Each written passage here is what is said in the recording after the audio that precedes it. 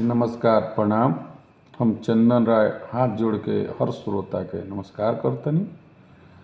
फिर एक कविता लेके हाजिर भइल बानी अपना JSS फिल्म यूट्यूब के माध्यम से। रुआ लाइक करी, सब्सक्राइब करी, शेयर करी।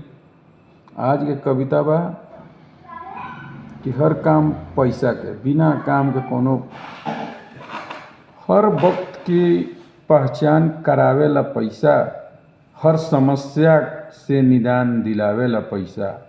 यानी पैसा ही सब कुछ बा।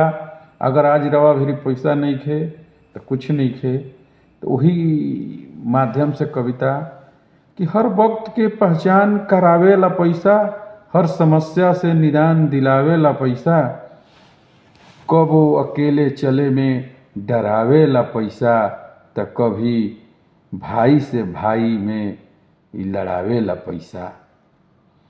कबो अकेले चले में डरावेला पैसा, तो कभी भाई से भाई में लड़ावेला पैसा। केहू के खाली पेट सुतावेला पैसा, केहू के खाली पेट सुतावेला पैसा। तो केहू के बियर बार में जाके उड़ावेला पैसा, तो केहू बियर बार में जाके उड़ावेला पैसा। ई जिंदगी के बड़का तमाशा है पैसा। ई जिंदगी के बड़का तमाशा है पैसा। तो कहीं जान के भूखा प्यासा है पैसा। पैसा अगर ज़्यादा हो जाई तो वो डर बा, नइखे तो वो दिक्कत बा।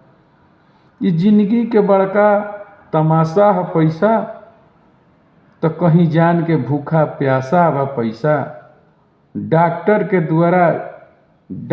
के द्वारा जरूरी बा पैसा। घर छोड़े के मेन मजबूरी बा पैसा। डॉक्टर के द्वारा जरूरी बा पैसा, घर छोड़े के मेन मजबूरी बा पैसा। रुआ लाइक करी, सब्सक्राइब करी, शेयर करी।